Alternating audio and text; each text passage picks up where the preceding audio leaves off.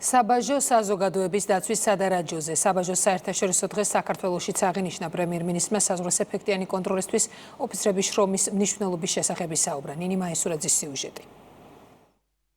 უკანონო იარაღის, ფინანსური ნაკადების, ნარკოტიკებისა და აკრძალული საქონლის წინააღმდეგ ბრძოლა, გარემოს დაცვა, მოსახლეობის უსაფრთხოებისა და ჯანმრთელობის უზრუნველყოფა. ამ ყველაფრის გარანტორები ქვეყნის საზღვრების სადარაჯოზე მყოფი მებაჟე ოფიცრები არიან. მათ პროფესიული დღე პრემიერ-მინისტრმა მიულოცა. ირაკლი კობახიძემ შუადერეფანში საქართველოს როლის გაძლიერებისა და რეგიონულ ჰაბად ჩამოყალიბების ფონზე საზღვრების ეფექტიანი კონტროლის მნიშვნელობაზე ისაუბრა. ითქვა, რომ სფეროში გატარებულმა მნიშვნელოვანმა რეფორმებმა სანქციების გვერდისავლისთვის საქართველოს გამოყენება გამორიცხა, რასაც 2025 წელს 3000-მდე უკან გაბრუნებული ტვირთის შემთხვევაც ცხადყოფს.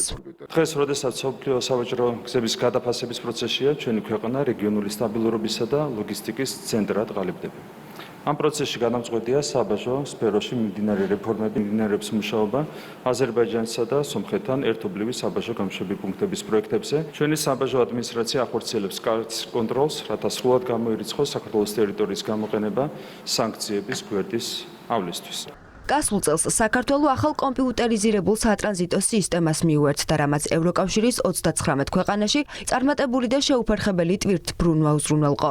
რეფორმების შედეგად გაუმჯობესებულმა ბიზნეს გარემომ და კონტროლის ეფექტიანობამ კი საბოლოოდ გასულ წელს გადაჭარბებით შესრულებული სახელმწიფო და ნაერთი ბიუჯეტი უზრუნველყო.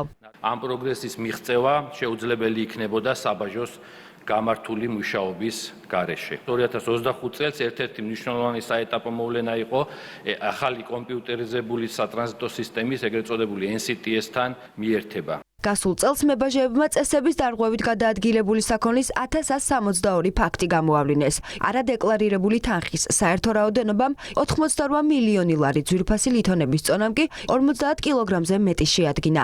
ნარკოტიკებთან უკომპრომისო ბრძოლის ფარგლებში მებაჟეებმა და შინაგან საქმეთა სამინისტროს თანამშრომლებმა 2025 წელს საზღვრიდან მოიღეს განსაკუთრებით დიდი 905 კილოგრამი ნარკოტიკული საშუალება ჰეროინიც. ის, რაც შეუიარაღებელი თვალისა და სპეციალური ტექნიკური აღჭურვილობისთვის ძნელად შესამჩნევი იყო, არ გამოჰპარვია 20 წლიან პროფესიულ გამოცდილებას. ისე ოსტატურად იყო ეს ფილები, ნამდვილ ფილებთან მსგავსებული, რომ ძალიან რთული იქნებოდა მისი აღმოჩენა, რომ არ ყოფილიყო სათანადო ანალიზი. აღსანიშნავია 2025 წელს ნარკოტიკული საშუალება ჰეროინის დიდი ოდენობით შემოტანის მცდელობის 4 ფაქტის აღკვეთა. როდესაც შენახული იყო ნარკოტიკული საშუალებები სვანსალფეთქებში, აგურებში, მარმარილოს ფილებში და თევზის საკვებში.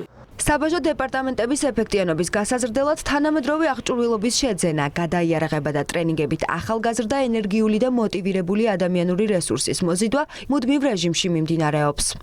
სადაც არის სახელმწიფო საზღვარი, იქ არის საბაჟო ადმინისტრაცია, რომლის უმთავრესი მისია საზოგადოების დაცვის ვალდებულება. 26 იანვარს საბაჟოს საერთაშორისო დღე აღინიშნება. ოფიცრების წვლილი ქვეყნის ეკონომიკური საზღვრების დაცვასა და გაძლიერებაში განსაკუთრებულია. მაღალკვალიფიციური კადრების მხარდაჭერა და დაფასება კი მთავრობის პრიორიტეტია.